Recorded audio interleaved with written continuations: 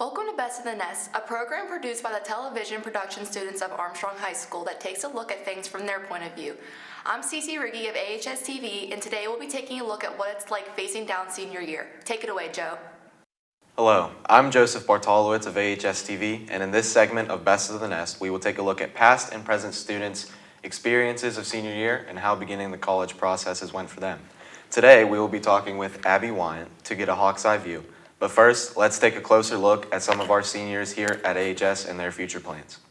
Hello, I'm Rand Waldman of AHS-TV, and today we're taking a closer look at our students of how they're going through their senior year and preparing for their college experience, as well as our faculty and how their senior year went and how they began their college experience. I'm here with Ashton Zern, a student from AHS. I have some questions for you. Are you excited for the memorable experiences during your senior year, such as graduation or homecoming or prom? Yeah, I'm really excited for prom and graduating and moving on to college. It's been pretty good. I've been doing really well in golf, got the school record. Really golf, not big on the school part. Have you decided what you want to do after high school? I definitely want to go to college. I want to go out of state so I can golf all year round. Not sure major or anything yet. I'm doing the Clarion and I either want to major in nursing or exercise science. And at what point did you decide what college you wanted to attend to? I decided kind of over the summer. I went on different college tours and I really liked Clarion, so. I definitely want to go to college. I want to go out of state so I can golf all year round. Not sure major or anything yet. We also got to talk to Mrs. Contrell about her senior year and college experience. Today I'm here with Mrs. Contrell from AHS. So I have a few questions for you. Sure. Did you enjoy your senior year of high school? I did enjoy my senior year. What are some of the most memorable moments from that year? I remember having a lot of fun with my friends, and since it's homecoming time, I remember since my dad's passed, getting to walk out on the field with him during homecoming. That was special. During your senior year, were you stressed about what was to come or what you wanted to do after high school? Yes, and I changed my mind. I was initially going to be a physical therapist, and then I figured out that I wanted to be a teacher, and it was stressful. Yes. At what point did you decide where you were for sure wanted to go and wanted to do? I think after my first semester of college at IUP. Tell us about your experience beginning college and being out of high school. It was a little scary at first, but I actually was fortunate enough to get a teaching job pretty young, and so I didn't really spend a lot of downtime worrying about it. It just kind of happened, and I fell into place. I taught at Shannock Valley High School, which no longer exists, for my first 4 years, then at Katanning High School, and now at AHS. Thank you. Well, there you have it, folks. Straight from the Hawk's beak. Back to you in the studio. For those of you just joining us, I'm Joseph Bartolowits of AHS-TV, and I am now joined by Abby Wyant, a former ASD graduate and current registered nurse, to talk about her experience of her senior year and what beginning the college process was like for her. So, Abby, how was your overall experience of your senior year? I would say it was good. Yeah. I tried to spend a lot of time with my friends. I can relate. Do you have any specific memories from that year? Yeah, one that I will remember forever. I don't know if you remember how we had the cannon that we would always paint. In the So park? it was it was at the school. Mm-hmm. It was right before the Ford City Katanning game. And the Katanning kids threw paint all over it. So it was late at night, it was dark, and we decided we were gonna paint it purple and gold again. And the cops actually came to the school and thought that we were vandalizing. Mm-hmm. So we had to tell them no, we're fixing it, it wasn't us. So That's pretty I like fun. that. That Katanning and Ford City game was a pretty big rivalry back in the day. We lost. What sports did you play during your senior year? I was a cheerleader. Cheerleader, okay. And what was it like experiencing your last games in these sports as cheerleading? It was pretty emotional because we had Adam, my twin brother, your brother. Mm-hmm.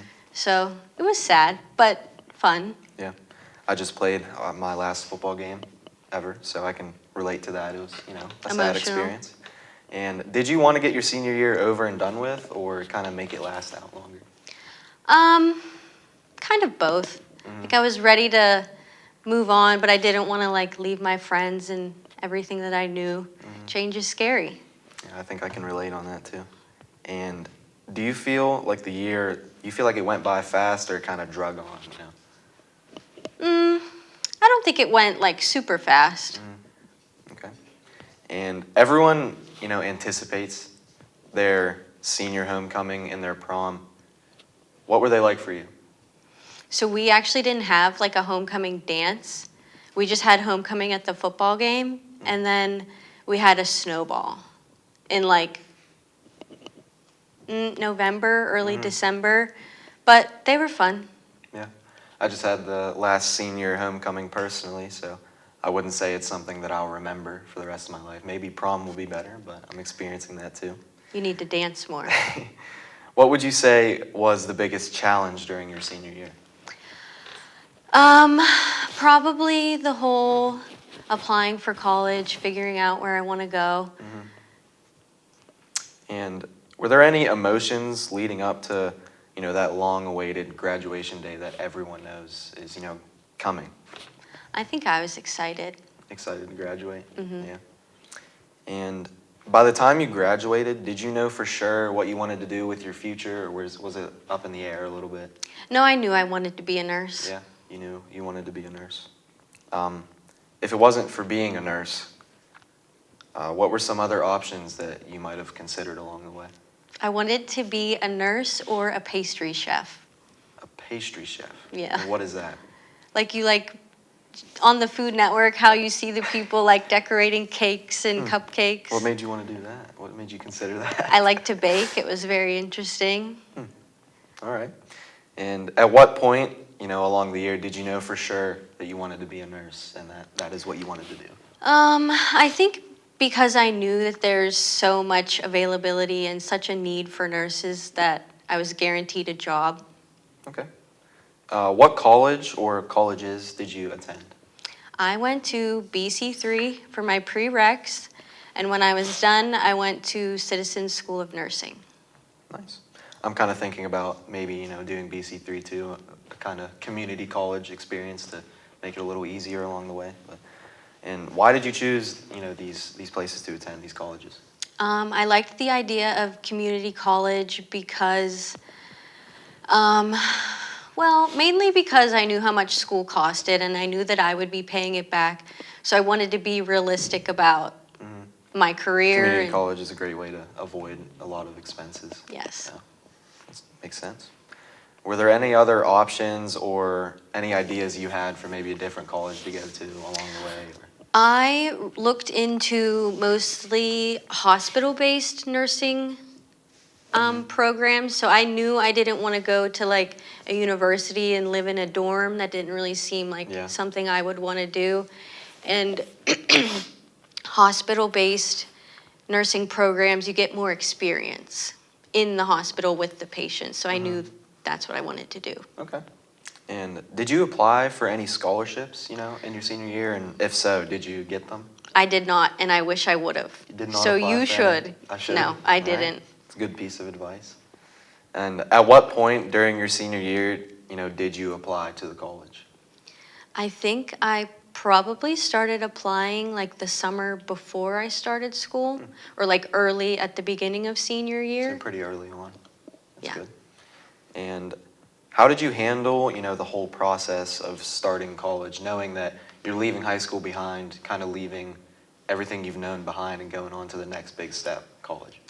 I think it was easier because I was commuting, so I already knew where I was living. I already knew like how to get there. I toured the campus of BC3, so I knew where my classes would be.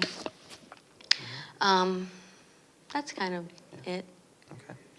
How different was your college experience compared to high school? You know, college and high school were two very different things, but how was that experience for you? What would you compare and contrast about that? I would say it was very different in high school.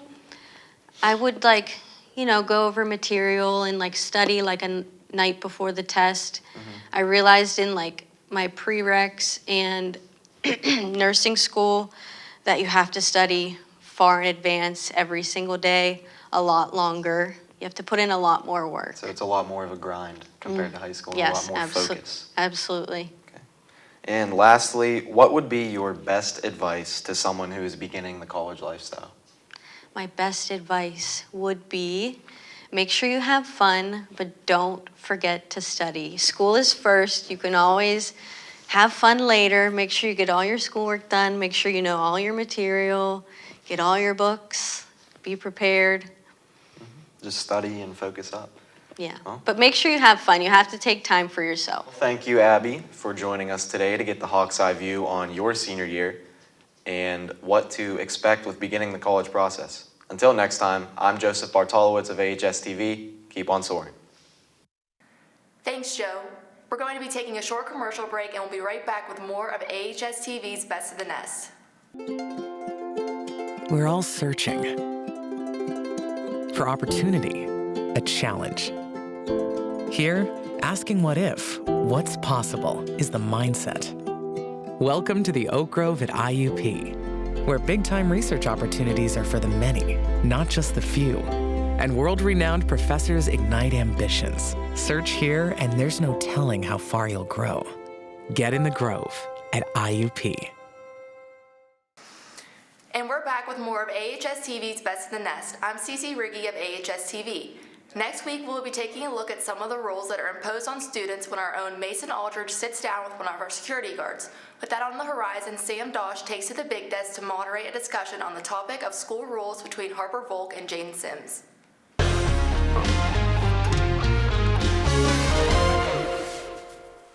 Hello, I'm Sam Dosh of AHS-TV, and today I'm joined by Jane Sims and Harper Volk to have a spirited discussion on some of the rules here at AHS for our student body. Gentlemen, welcome. Thank you for having us. Good to be here. Who'd like to start off? I believe that we have a lot of flaws in our school rules, some of which are when like the doors are closed at like 25 or like we can't go out to our cars. I mean, the security guard said it's for various reasons and like there's some exceptions. I don't believe that there really is because I forgot my lunch out there. They won't let me go get it. Yeah, I remember that. That was I didn't agree with that at all. I feel like, we're humans, we gotta have some things. I do, have worry though that students are abusing the power. I think the issue became like so many students were abusing the power that they couldn't even trust you to just go out there and do that. Well, like also too, like it's a school, so like I feel like teachers are like allowed to use discretion. Yeah, I mean there could definitely be a lot more like, we sent him down. Yeah, he's probably fine. Right. I think they should have just told them, hey, don't send them down if you think they're going to do something. Only send down the ones like that so we don't have to worry about it. Right, and that's kind of what I want to see more of is like just using our discretion more. Like, our administrators have said it themselves, like our principals. We are a good class. Like we have very little problems, and like our discipline is very good. It all falls back on the fact that we were conditioned with these rules and they have gotten less and less strict. I mean, there are still things that bug us, but generally I feel like the fact that we have them in place and the fact that we do follow them does help guide us along. Right. I mean, we can find flaws in some, but generally I don't agree. I don't disagree with most of them, and I feel like the vast majority of them have things that keep us in check. Right. I just think that they can be looser. Yeah, I definitely agree, and I definitely feel like that's in the hands of teachers to help with.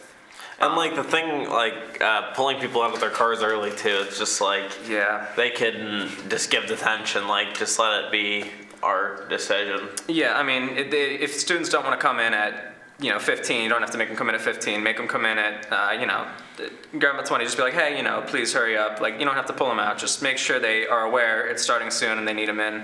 Right. I mean, I don't think that the doors should be locked at 25 either. I mean, maybe like 27, 28, because 25 is just not good. I don't like that. Yeah, I think it's more the reason. I mean, I understand the reason they do it, though. I mean, the metal detectors do get really backed up, even generally. Like having a bunch of seniors come in at the same time. I don't know. Well, then they should say that. They should say it's that for should. I think the majority of things there should just be like a wall where they say it's because of everything's safety. there. Like if you ask any of them, they'll be like, oh yeah, it's because of safety. No, it's because of like they don't want it to get too crowded. They want school to start on time. They want to get us like Right, ready they want to on get time. stuff going. I don't know. I feel like just be transparent. Don't chalk it up to, oh, it's just safety or, oh, it's just security. It's because we don't want, a bunch of students coming in at the same time because that gets in the way of, starting times. That gets in the way of like efficiency of, getting stuff checked. Right. Like it doesn't work out well. Mm-hmm. Yeah, I mean, I get that. I'm trying to think. Some other problems I have with our school is like our student section. Like, nobody wants to go to the games. Everybody leaves early, and it's just like ever since like whatever happened at the hockey game a couple years ago, like we really can't get past that for some reason as a school. Yeah, I feel like we're so worried to like be loud and be proud again just because of what happened there. But that was a one-time thing. I mean, it wasn't good, and obviously we should look back on it. We should remember it. We should know not to do that. Right, definitely not forget it. But like the people that were in that room, most of them, like majority, are graduated and gone. So it's just like we got new faces. Everybody's new, and the old's out. Yeah. So it's just like, why are we? And like even when after that happened, like they didn't even really enforce the rules until like it was like last year or the year before maybe. Yeah, I mean, I do think they should make sure we're not being mean to the other schools because that's not what not what we're having football games for. But I don't feel like students should have to worry if they want to get loud or they want to get mad because. Well, we're not allowed to get mad at other schools, but it's like when we go to a game as a Armstrong fan, it's like we get browbeaten by the other. Yeah, team. We're just like we're so on edge when the point of having a student section is to get us hyped and to get us excited and. I don't think we should have to hide that we're upset, but I do agree with the fact they should keep us, in check. They should keep us ready to. I don't think that they should like clear the rules completely. I just think that they need to be loosened and like going back to like discretion. Like we need to use discretion. Be rational. Like I feel like it should also be on students to like want to come in and do it. Like you got to be in here. The few minutes out of the car, I mean, they might be nice. They might get you a little more, time to get ready. But it's just like, just get in and like go to sleep in your homeroom. We have like 40 minutes. You could do whatever in that time. Right. Like if you're coming in after 15, you can just go straight there anyway. Like it doesn't really seem like that big of a deal, especially to have to like, because if everyone's coming in at the same time at like 24, 25. You're gonna have to stand in line a lot longer anyway. If you came in earlier, you would just like skip the metal detector. Because I usually come in at like 15. There's like probably 6 people in front of me every day. Right. Like it's I'm never worried about like I'm gonna be here standing for like 15 minutes. Especially if you get in at like 7 with like as the buses first come off, you got like 2 people in front of you. Right. It's like it's so free to get through. Mm-hmm. So I feel like there are definitely positives to it, but I understand why students are mad. Yeah. Right. I just feel like at the end, it just needs to be a little bit looser. I don't think they need to go away at all. Just loosen them up a little bit. That's just my... I think that's definitely a fair assessment to put there. Right. Well, that's all the time we have for now. Until next time, keep on soaring. Well, how about that? And finally, this week I got the chance to sit down with AHS social studies teacher, Mr. Cloak, in a recent AHS Spotlight.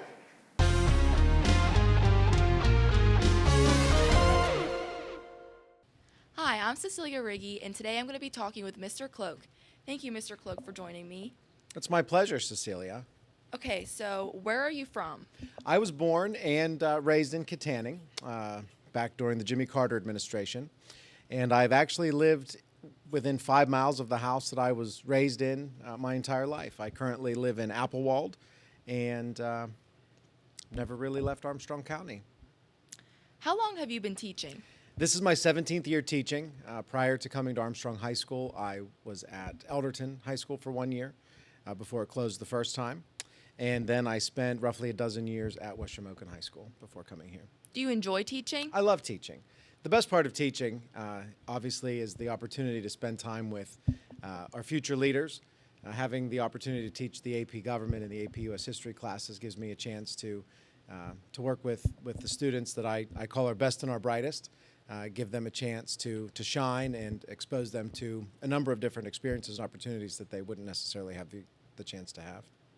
So that being said, with like the government and like the history, what's your like background on politics? Like, what do you stand for in like our county right now? Well, my background in politics, prior to teaching, I did spend about 8 years working for the state senate before I started teaching. In fact, teaching was never my